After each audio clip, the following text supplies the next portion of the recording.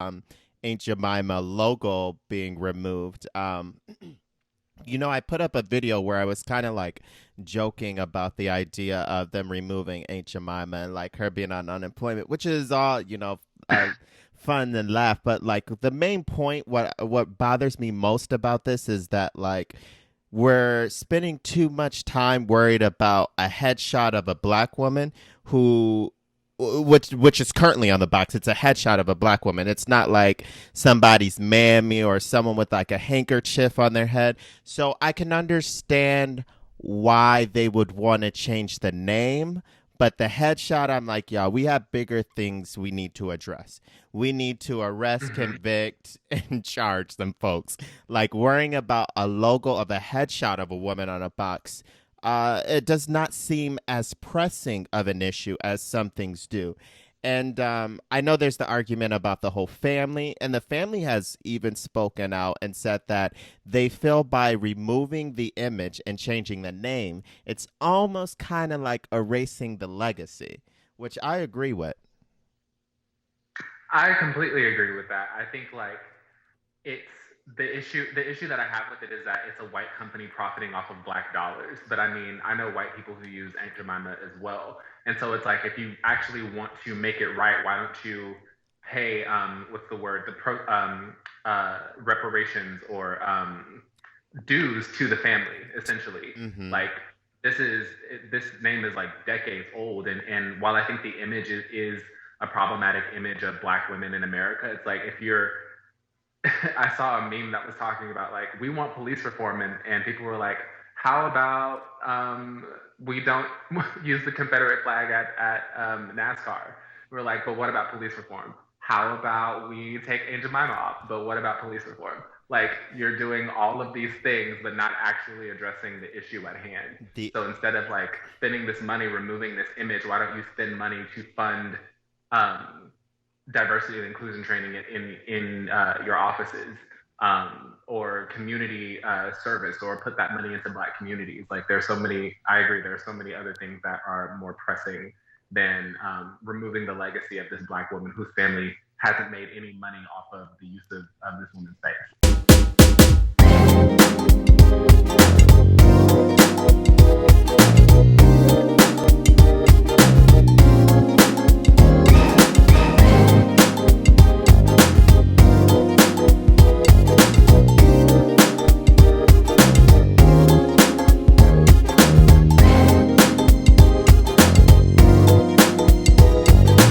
yeah, under I'm behind. I'm behind a name change, not a logo removal.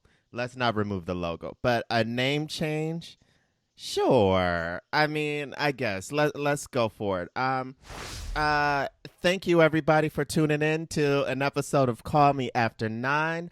I'm your host Adrian, and as always, I want to say what up to the people joining in. Today I am joined by one of my brothers in the game, Christin Byrdsong. Thank you so much for being here. Thank you for having me. So, how do you feel about the defund the police movement? Because I think my last episode was about defund the police. I think so. I didn't watch. I saw the clip from it, but I haven't watched the episode yet. Mm-hmm. Um, I am completely for defunding the police. The police. Um, I think when people think about the police in America, they think that the police are as old as American civilization, quote unquote. Mm-hmm. But the first police force wasn't created until 1838 in Boston, and they were used to protect their shipments because Boston was a big shipping harbor. Mm-hmm. Um, and so the original policing system in America was slave patrol, runaway slave catching. Huh. Um, when the first slaves were brought to America in the late 1500s, people think like 1619, but the first actual Africans who were enslaved to touch American soil came in the late 1500s. When the founding of plantations on American soil happened, like there was no policing there. We had night watchmen. And this was often given as a punishment to like a quote unquote crime that happened within the city, especially during the era of prohibition. And Hmm. so these men uh, often coincided with the formation of the KKK. So there was no like law enforcement in America, and so eventually the runaway slave catchers evolved into what we know to be American policing. And if you look into it, the star that represents the KKK, or that was a badge for the KKK. I'm sorry, specifically runaway slave catchers, because some of them use badges, is the same as the police symbol, the police badge, or the Wow. star. Jesus. So yeah, I'm completely for, to answer your question, I'm completely for I defunding the police. There's no reason that there's no reason that your local police department should have war grade weapons when you have children who are going to school with holes in their shoes, or when you Ooh. have children who can't afford breakfast or lunch, or where their only meal is the food that they're getting at the school. Yeah. And There's no reason. Go ahead. oh no, I was just gonna say, and I think that's just another thing that I encourage people to like educate themselves on, because like I said in the past episode, when I heard defund the police, I'm like, y'all out here bugging. Ain't no way we getting rid of the police. But that's what I thought that movement was. I was like, defund means we're abolishing. There will no longer be a police force. I'm like, how would we even now? Are there movements out there that do want to completely abolish policing? Yes, I am not behind that idea.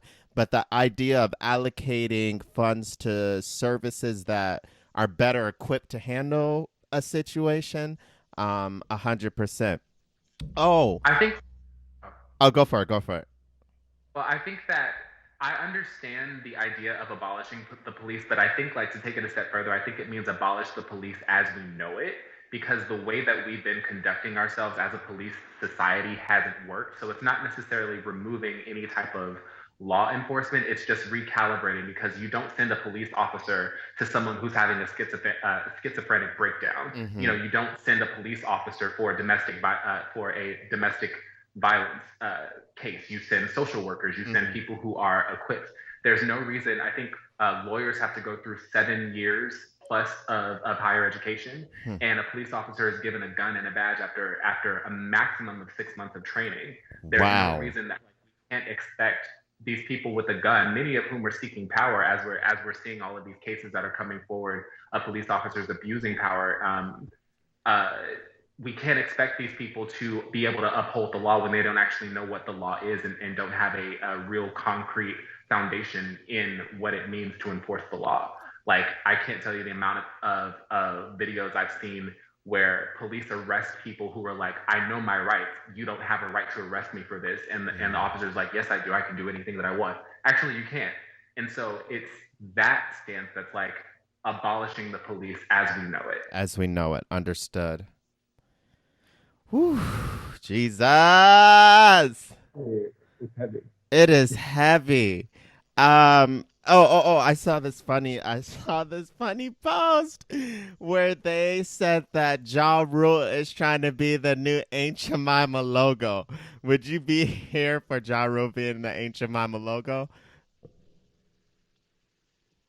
I haven't thought about Ja Rule since Murder Inc. 98, right? As long as all of Murder Inc. is on You the did it, box. Jared. I want all of Murder Inc. I want Fat Joe there. I need Ashanti there. It needs to be the whole gang. I would be for a syrup bottle shaped like Ashanti. Like, That would right. Facts, I'd be here for facts. that. Preferably from the Rain on Me video. Um, Yes. the reason I really wanted to have you on was because I wanted to talk trans lives matter movement altogether.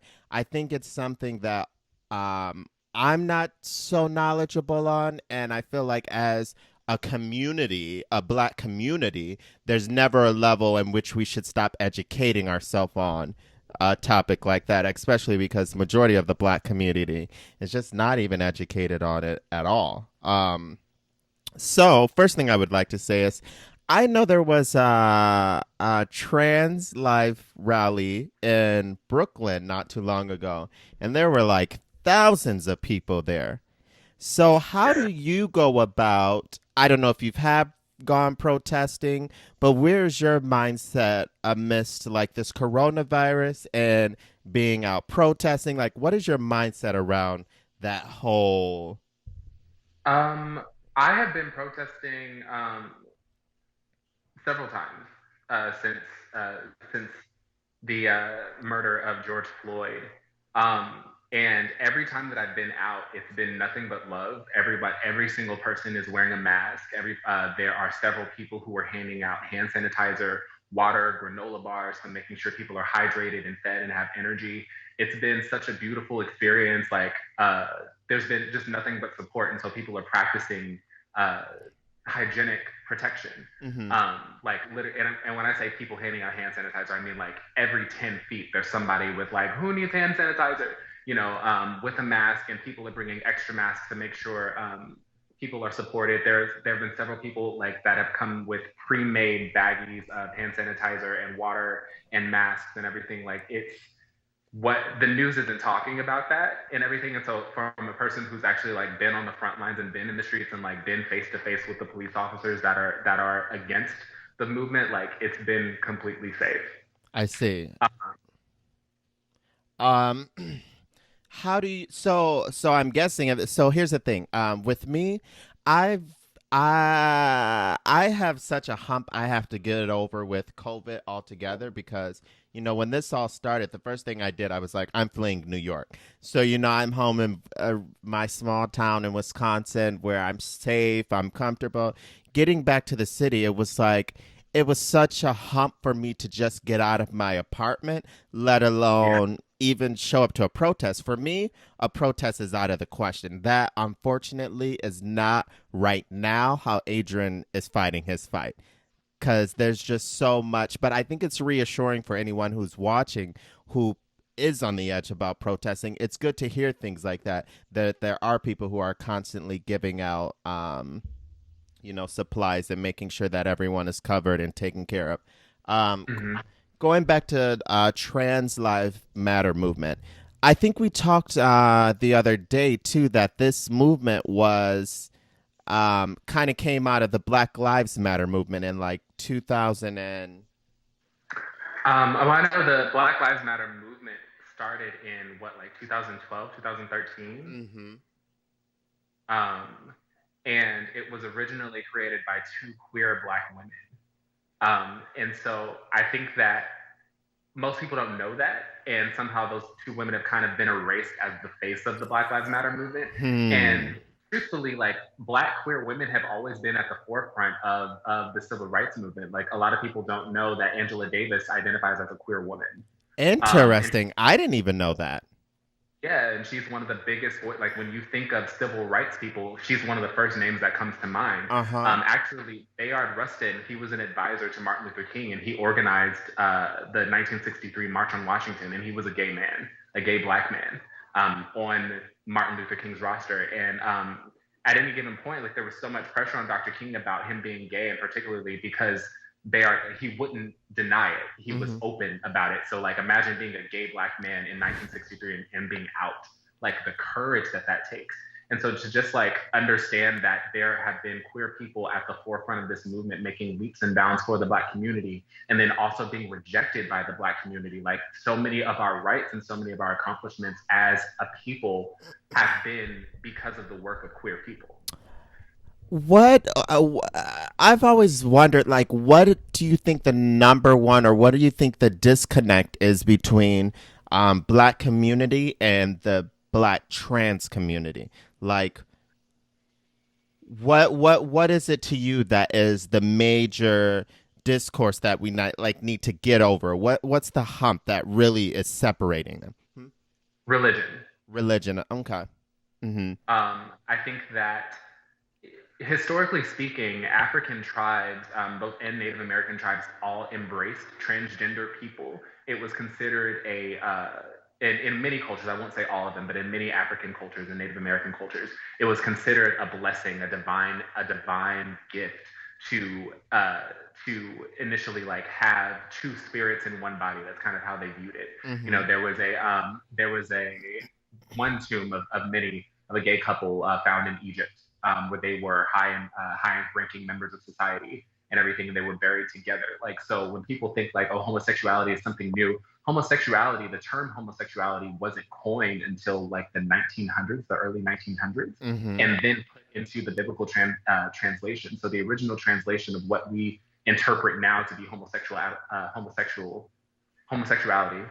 actually Mm-hmm. means originally meant pedophilia, in Mm. which exercise of power over someone weaker. Mm-hmm. And so I think that because we've been conditioned by essentially white evangelical Christianity, um, Mm. to spread hatred within our own community, I've always thought that it's very hypocritical that we as Black people have had the Bible used to enslave our ancestors. Mm-hmm. Um, one story I think of in particular is the story of Noah's son Ham. Mm-hmm.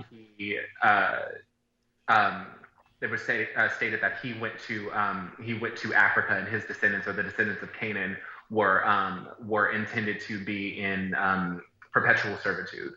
And that was one of the scriptures that that white supremacists, and the foundation of slavery and the foundation of America used to justify slavery. And so when we turn to this, and then of the same token, we know what it feels like to be condemned for being who we are as Black people because we're seen as less than or inferior or not deserving of rights.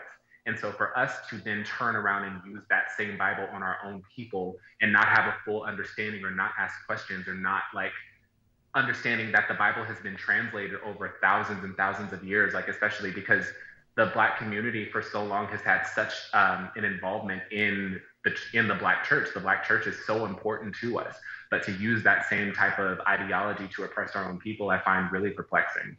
So, let's say I am looking to like do my part, or I'm looking to like start understanding the Black Trans Lives Matter movement altogether. What would you give me advice as like a person who wants to like do my part, get an understanding? What resources would you give out to people? I would say like Google is your friend. We Mm-hmm. all learned how to write research papers And I think in that's something that a lot of people don't do. And I was talking to someone on the show too about like white people who are like, well, what should I do? How can I help in this Black Lives Matter movement? Like you said, Google. We Google everything else to buy a T-shirt that we want. You can Google right. and definitely do like I said, Trans Lives Matter isn't even anything that I'm knowledgeable on at all, but like it's something that I can type in and learn the base of. So I love that. Google. Step one, people, Google. The Marsha P. Johnson Institute. I'm doing a talk next week about racism in the gay community. Marsha P. Johnson was the trans Black woman who threw the first stone at Stonewall. So she's the reason that we as members of the queer community have rights. Mm, There's the mm-hmm. Marsha P. Johnson Institute. The Human Rights Campaign, hrc.org, is a great place for information and resources. The Transgender District and the Trans Justice Funding Project. That's a place. Those are all places where you can find information and you can make donations. I realize that like when I talk to people back home about trans people or like people from like smaller towns, it's like just a lack of knowledge and like things like I've heard them use terms and I'm like, ooh, that is so, and I hate to be someone to say that's politically incorrect, but I just think as a people we need to do much better with like educating ourselves because We have a responsibility.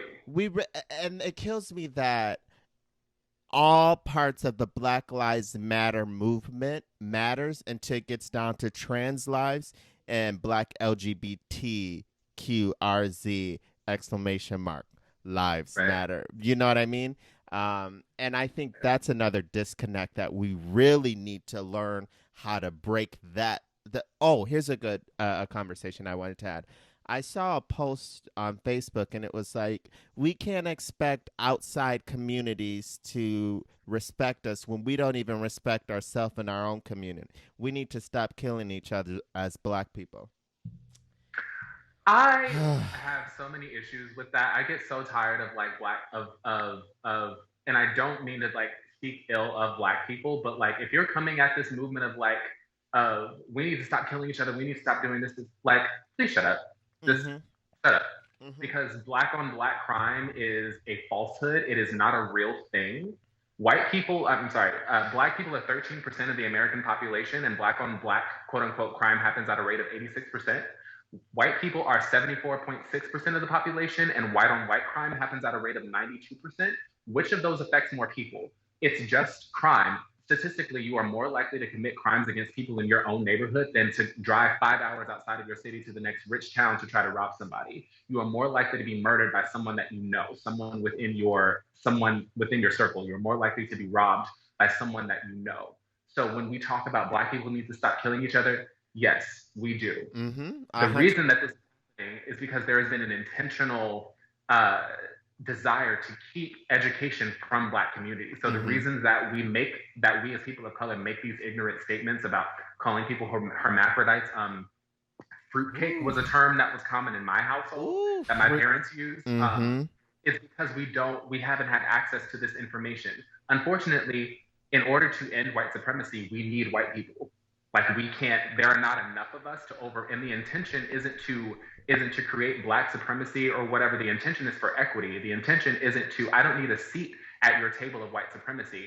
Let's chop that shit up and set that Hmm. shit on fire, and Mm-hmm. then bask in the warmth as we try to rebuild something that supports equity for everyone. I love, and I also say too, like people who express their opinions in that light of like we need to stop killing each other, we need to stop. I want those same people to be people who are giving resources to these people instead of, and that's what kills me. It's like older generation needs to stop thinking that the younger generation is going to understand them when they talk to them in that light of like we need to stop, we need to get band together as a community. When I was my age we used to do it like this, and I hate when the older generation says that because I'm like, well, let's get to it then. If we're talking about it, if at your age you are handling things the how you say you handling it, why are we having the same conversation again? You know what I mean? So I think as a community, we also need to like just be a little cautious of how we try to help our younger generation. I think we need to throw out more resources than we do opinions when it comes to that kind of shit. Yeah, it's coming from a space of judgment Mm-hmm. and condemnation, and that nobody has the right to judge anyone in the first place. You know, Martin Luther King has a great quotation about looting, and he quotes Victor Hugo, which from like over a century ago I'm loosely quoting, but he said, if a person is in darkness and essentially commits a sin, it is not the fault of the sinner, but the person who causes the darkness. Hmm. So we're talking about the subcrimes of the ultimate crime of the original sin of America, which is slavery. These are all byproducts of Mm-hmm. people who have been deprived of resources, of people who have been deprived of education, of people who have been deprived of wealth, and they're responding to that in anger. Mm-hmm. James Baldwin said, if you are a Negro in this country and you are relatively conscious, to be a Negro in this country is to be in a constant state of rage. Mm-hmm. Mm-hmm. Mm-hmm. Um. Yikes. Okay. I completely lost my thought. I'm reading James Baldwin, A Fire Next Time right now. So, oh, let me You do. should watch the documentary, I Am Not Your Negro. Oh, I will. Thank you for that suggestion. I am not. I've heard of it. I've just never actually I believe watched. it's a, but I haven't read the book yet. Cool. I want to break down some of the misconceptions and some of the really offensive things that people say about trans people. So essentially, Black trans women have the highest murder rate in the country. Mm. Um, and people often accuse trans people of being sexual predators. And there was a study that was done by Child Protective Services in 2013. 47,000 were men and 5,000 were women as alleged perpetrators of sexual child abuse. In 88% of the sexual abuse claims that the CPS substantiates or finds supporting evidence of, the perpetrator is male. In 9% of cases, they are female, and 3% the person's sex is unknown, not meaning that they're trans, but that they actually don't know who did it to Who this did child. it? Mm-hmm. In 2018, advocates tracked at least 26 deaths of at least transgender or gender nonconforming people in the US due to fatal violence, and the majority of whom were Black transgender women. These victims were killed by acquaintances, partners, and strangers, some of whom have been arrested, and while many others have been unidentified. And so, in cases like Iana Dior, a 23-year-old Black trans woman who was brutally attacked after she was in a car accident, and then the people attacked her on Mm. June 1st. And the same thing happened in Minneapolis, the heart of the latest protests for Black Lives. They didn't attack this woman just because she was black, but because she was clearly transgender. And it was eerily similar to a case of Malaysia Booker, who was assaulted in Dallas, Texas, by a group of men in 2019 after a car accident. So black transgender people are 7 times more likely to experience physical violence when interacting with the police than non-trans people. So as black men, we are what 7 times more likely to be killed by police officers. So Mm-hmm. in addition to being black, it's another 7 times more likely that Jesus. a black trans person, will have a violent encounter with police.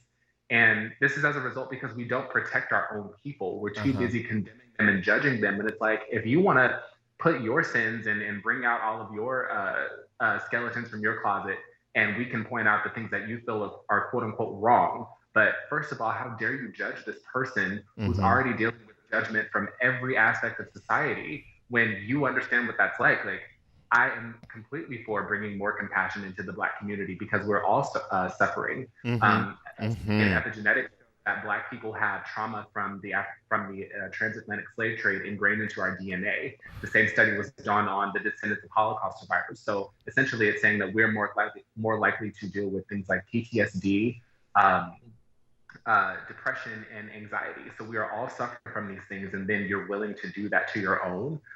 It's got to stop. Like, it's got to stop. And I think that we need to be stronger on the conversation of how to stop it. I don't think that conversation nearly happens enough. Right now we're trying to make it a hot conversation because BLM movement is happening, but like we as a community also need to figure out how are we going to continue this after it's no longer a buzzword or a buzz topic. And Right. yeah, yeah, and I think, and Like we're doing. I don't even know, like legitimately, I don't even know how you even go about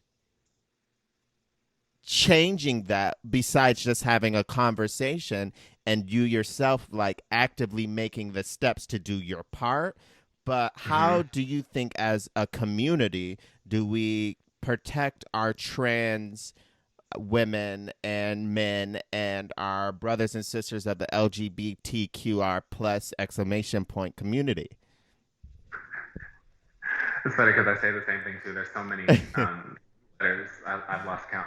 But just like we're doing now, one, you have the conversation with the people that you care about and you Mm-hmm. talk about these things. There's nothing more uncomfortable. Like this conversation, there's no way that it can be as uncomfortable as a knee on your neck for 8 minutes and 46 seconds.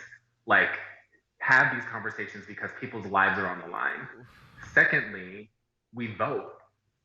You and what upsets me the most about it is that these beliefs are so deeply rooted in religion.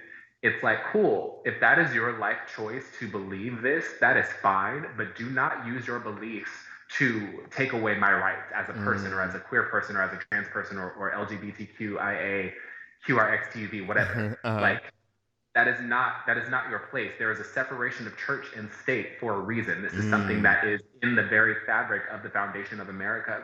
You, as a believer in Christ, have no right to expunge my beliefs Mm-hmm. or my rights as a human being. Yeah. Um, so it's being informed, going to the voting booths, making sure you have an understanding of who you're voting into office, because like it's there. I mean, there's so much voter suppression. It's all intentional because when we actually take the time to vote and to take a stand, we're unstoppable. Yeah. Yeah, 100%. When we do take the time to vote and we take the time to stand. And I encourage everyone to go out there and vote. Please, please, please, please. Y'all, if Snoop Dogg can vote for the first time, y'all can get your ass out there and you can vote. It's just it's all love. Mm-hmm. Like God is love. Is God is love. And I think that we are in such need of that right now to actually just look within ourselves and have those uncomfortable conversations with ourselves about questioning why we think the way that we do, Mm. and seeking that information, taking the time to Google, like taking the time to use the resources that we do have access to. There's It's yeah. I mean, there's so many things that I could Yeah. say. I know I just like a lot of things at you, I but no, I legitimately, that's why I asked you to come on because brother, you be on top of it. So I love having, like I said, I wanted to have the conversation because a lot of times people aren't knowledgeable about something and they're afraid to ask a peer or ask a friend to say, "Hey, I want to have this conversation." They're just afraid to seem like they don't know what the fuck they talking about. But right now, majority of nobody know what the fuck they talking about. If you're looking about what people are saying in the news right now, nobody knows what they're saying. So, like you said, we must have these open conversations to move forward. Like you said, gone are the days of like, I don't want to say this because I don't want this to rub people wrong, or I don't. Those days are so like, that mindset is trash. You got to throw that out. Like you said, very comfortable. that's nothing compared to a knee on your neck. That's nothing. Making someone feel uncomfortable because you want to have a conversation that would progressively move something forward. Yeah, it's All not right. about Thank you so much, Kristen, for joining me today. It was such a good time. It was a blast. And to all you guys who tuned in, I thank you guys for joining us today. Hit that subscribe button so you don't miss any other episodes of Call Me After 9. I'm your host, Adrian. Until next time, it's been real and y'all been fake.